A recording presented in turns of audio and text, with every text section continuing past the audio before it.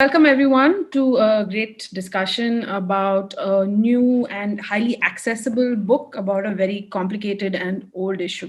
The book, The Punished, Stories of Death Row Prisoners in India. And the author who is here with us today is Jahnavi Misra. And Jahnavi, let's dive right in. I want you to tell me about the book, where it started, about Project 39A, and how you got involved. Yeah, they read some of my work and wanted me to write the stories. In terms of the research, I was kind of given interview transcripts dial back a bit, and can you tell us a little bit about Project 39A to start with for our viewers, and we can get. I think Anup is best placed to talk about Project 39A. Anup, would you want to take that? Yeah, I think I just missed you for a few seconds. I assume I was being asked to talk about Project 39A. Yes. Right. Yes. Yeah. So yeah, we are a criminal justice program at National Law University, Delhi, and part of our work is researching the death penalty and also representing prisoners on death row. The book is based on our foundational work, which was interviewing all of India's death row prisoners and their families. Our work now also involves other issues of criminal justice like forensics, mental health and criminal justice, torture, and legal aid and sentencing. So that's what we do, a mix of research and pro bono criminal defense is what we do. Right. And for the 2016 report, the India Death Report, your project interviewed 400 prisoners, is that right? Yeah, so we could have interviewed 400. We got permission to interview about 385. Okay, and you produced a report that is now a public document that people can access online and look at the major findings of, right? Okay, so then why this book? Why was it important to get Jahnavi on board to write this book? Right.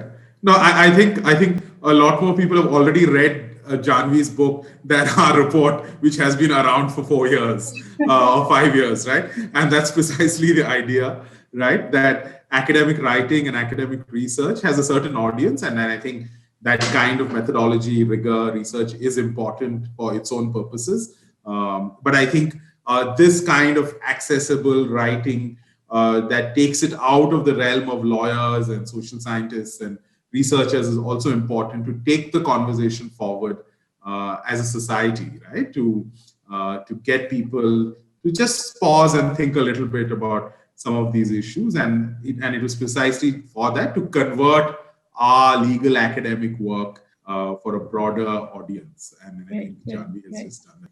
Okay, Jahnavi, to hop back to where you were and what you were saying about how you started this process of. Yeah, so my research was two-pronged. The first stage was the transcripts, the interview transcripts that Project 39A provided me. Once I'd gone through those, I kind of moved on to the second stage of my research, which was looking through media reports and how these prisoners were being perceived from the outside. So there were these two perceptions in front of me. One was the prisoners' own experiences that they kind of talked about in the interviews, and the second was the outsider's perspective. And somewhere in between these two perspectives is where the characters developed. A big part of my process was also trying to trying to dissociate the criminals from the crimes they had committed, so that I could kind of look at them as people, and write about them. That was challenging. It was a difficult process, but and I don't know at which point an understanding happened that I kind of decided I could write now. But it happened at some point. I think through the research, I reached a point where I decided, I could kind of put aside my first reactions, the loathing and disgust, and start writing. So I wanted to describe what the book is like. The book is a series of short vignettes, usually a few pages long, where each vignette takes you into a particular aspect of a prisoner's life. Details are fictionalized. We don't have the original identifying names. Those so anonymity is one aspect of it. The other is that you are taken to unexpected points. So you are taken to a conversation with the alcoholic father of a prisoner, or you are taken to the point at which a prisoner hears that she has been given the death sentence, but she hasn't registered it. She's talking to other people, other inmates, and she thinks that what she's got is 20 years. And then it's one of the inmates who tells her, no, actually, you didn't hear it. So there are all these different points at which we enter and we depart from the prisoner's life. And I wondered, did you know going in that vignette form was what you were going to use? No, I didn't. That came out of what I knew I wanted to do after having read the interviews was to kind of present moods of the prisoners, certain emotional states, or their mental states or emotional states. Those were the things that I wanted to concentrate on, instead of the crime that they had committed or things like that. And this way of writing seemed to me to be the most effective to convey that kind of a state of mind, as it were. I didn't want to kind of, yeah. Right. No, it is highly effective and very like destabilizing, that process, because you enter it and before you've quite figured out what has happened, there is another story, and cumulative effect is quite shattering, actually. Yeah, so that's exactly that is something that I did want to kind of, I wanted the stories to linger in a certain way, and for the moods and the emotional states to linger. Right. And I felt, yeah. And talking of moods, there are multiple people in represented in these vignettes who seem to have, in some sense, dissociated from everything, from the crime, from the sentencing, from their previous lives. There is a character who's forgotten his own name, the army officer who doesn't know his own name. So this act of sort of coming away from that life and sort of adopting a permanent identity as a prisoner in the present and no future, no past, is that something that emerged from the 2016 report, or was it a strong feeling that you had as you were processing the findings? Yeah, that was something that I felt from the interviews. A kind of, in a lot of cases, especially in the case of the army officer, a kind of the need to actually that man was actually quite broken, spiritually, mentally, in every way. But there was a need in almost all of them, quite a few of them, to block what had happened, what either they did or happened to them after. So that's where the dissociation and the brokenness comes from. And that was important to me, actually. That is why I decided to leave that particular story, The Punished, quite spare, because I did want to convey that sense of utter brokenness, and I didn't want to put a structure to that. Right. So yeah, I think that happened too. That happened in a lot of cases. I felt the prisoner kind of tried to block. Yeah. One of the ways of blocking is kind of, But also another reason why a sense of dissociation happened in certain cases, I think, is because the need to steel yourself, to detach yourself from what is happening to you. Right. Like in the story Contempt of Court. Right. Yeah. He says, I just want to say this much, and then he stops, right? To want more would be to hurt more, right? Yes, exactly. And to kind of, to kind of steel yourself and detach yourself from the situation, and go through the motions, or say as much as you can and then stop. Yeah. Right. So Jahnavi, you've done done all kinds of writing. You were in the middle of a PhD. You've written nonfiction. I finished my PhD. Oh, you finished your PhD. So sorry. Okay, you finished your PhD. Congratulations. Okay, you finished your PhD. A long time ago. And you have nonfiction writing. You've written a film, an animation film, and I wondered, this particular project, what were the biggest challenges? Obviously, ethical writing challenges, literary challenges, practical challenges. What were the big difficulties of this process? But the biggest ethical challenge was, as I mentioned earlier, the the question whether people who have committed crimes such as these, do they even deserve to be looked on as human beings? And that is something that the reader will often feel, and I felt that as a writer as well initially. But very quickly I realized that not only, it's not a question of whether they deserve to be seen as human beings. The thing is, the fact of the matter is that they are human beings and they are part of society. And it is very important to engage with those stories. So that was one big ethical dilemma. But once I put aside that kind of conditioned response, is seeing the convicts as somehow lesser than regular people, that dilemma got resolved, and I hope that will happen with the reader as well. Right. And in terms of sheer writing, just in a subject agnostic sort of way, which you can't really in this project, but like what did you find hardest in terms of writing, especially with this very tricky form? As I said, conveying the emotional state, to kind of keep my interference to them unobtrusive. I wouldn't say minimum, because that's not true, but unobtrusive, and let their stories shine through, to keep it simple. Those things were hard. And I think one of the reasons that the brevity of the stories is a result of that, of wanting also to kind of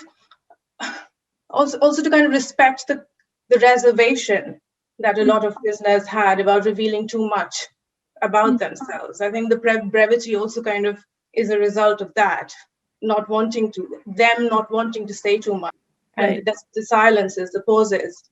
To kind of incorporate all that in the stories was hard. Right. So I want to ask you a question, but before that, I wanted you to describe one story of yours here. I think it's called The True Parvati. Is that right? Yeah, The Real Parvati. Could you for the viewer just explain, just give us a little sense of what that story is about, and then I'll ask you my question. Yeah, the story is about this woman who is part of a gang, and a director is trying to make a film on her, and the story basically is about the discrepancy between how these outsiders view her or want to see her, and and life.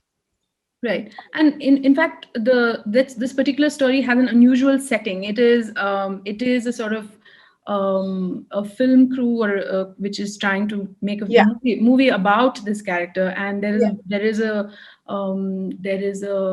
acrimonious sort of discussion between the scriptwriter and the director, where the scriptwriter is like, no, but she's not really like that, and here are some facts.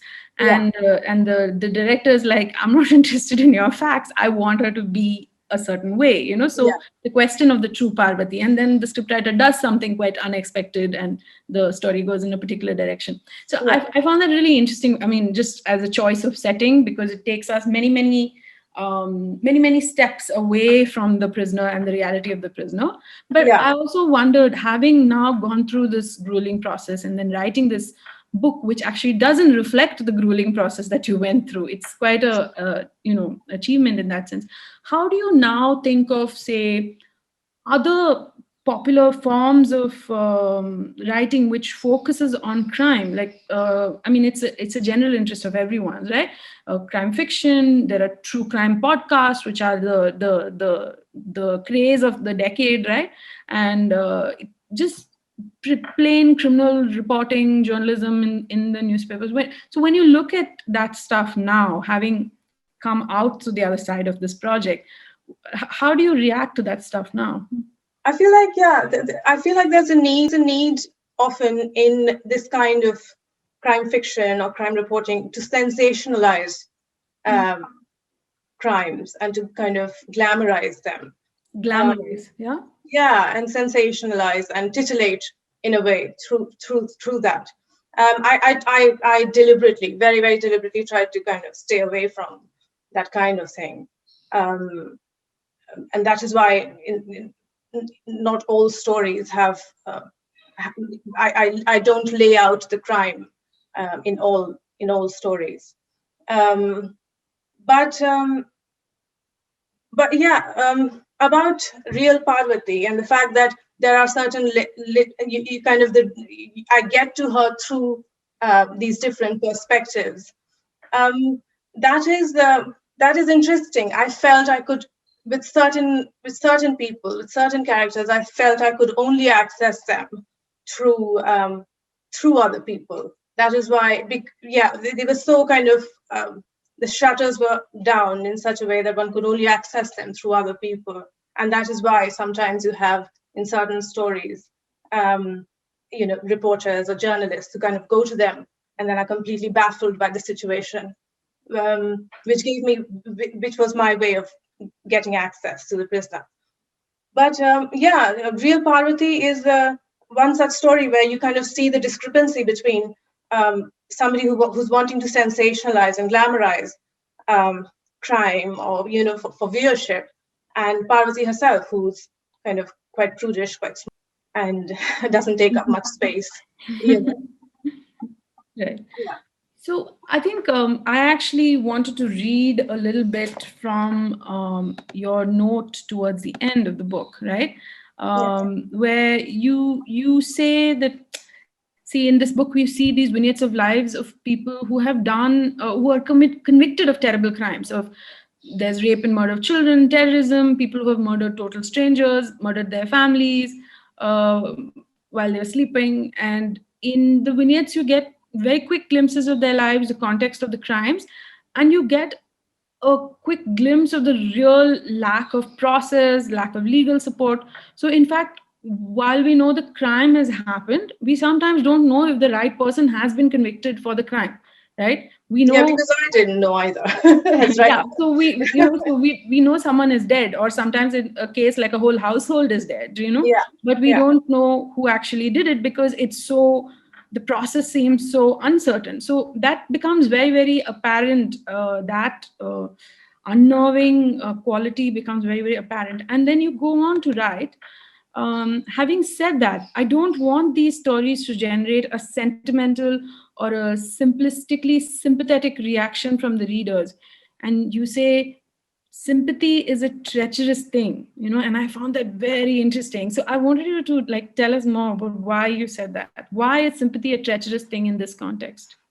Because I feel that it is because of that kind of sympathy that we feel for the victim, which is natural. I'm not kind of which makes us feel that the one accused in a crime is not deserving of due process, because we kind of tend to dehumanize the accused for that reason, because we sympathize so much with the victim, which is fine. But I think a measured sense of understanding is an important point to get to, an understanding that can kind of accommodate both the victim and the accused. That is what I find, and that is why I do not want the stories to evoke any kind of sentimentality, because then you again again distorts perceptions. I don't think I portray the convicts as in any way pitiful, because they may or may not be. That's not the point. The only thing here is that they are human beings and their stories need to be yeah, I think yeah. Yeah, no, it is an interesting process to take the viewfinder away from the crime and move it down the line to the sentence and what lies ahead in terms of death or thwarted death for the prisoner. So it is, I mean, I think a very difficult project and a very difficult book, and my congratulations. Well, thank And you very thanks much. also for writing it. Anup, if you're open to it, I'd like to ask you a quick question. Is that okay? Yeah, sure. Okay. So now that you're 4 or 5 years down the line from the original report, and now you have Jahnavi's book, has the process of reading this book, has it like moved anything for you when you look back at your report and also all the work that preceded the report, and just in terms of insights, feeling, anything at all that you wanted to add here? Right. Yeah. I mean, I think that the conversation that Jahnavi was having about sympathy, right? I mean, I think that's incredibly important.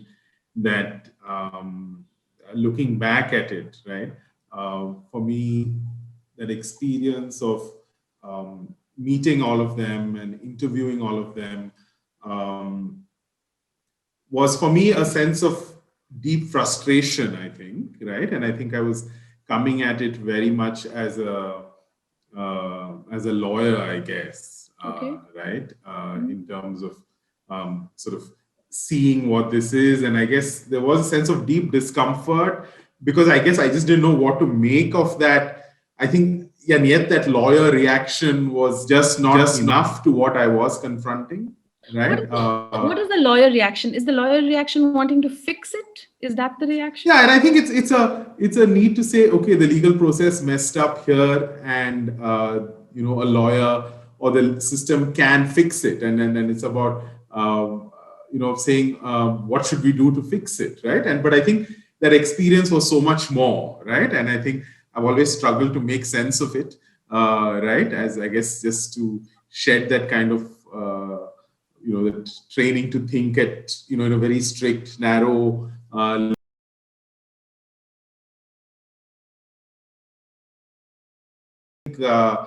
Just reading this just made sense of so much because it just brought out so many aspects of that experience, right? And for me, at least reading through the stories and going through the various drafts, different stages, just gave so much more.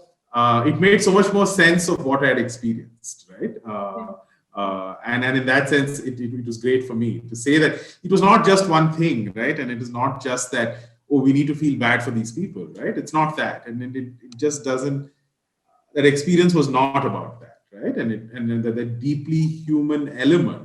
I think even saying deeply human doesn't capture it, right? It's just the complexity and the layers, right? It's not, and we tend to see, okay, should we feel bad for them? And I think that's too simplistic a question to ask in these.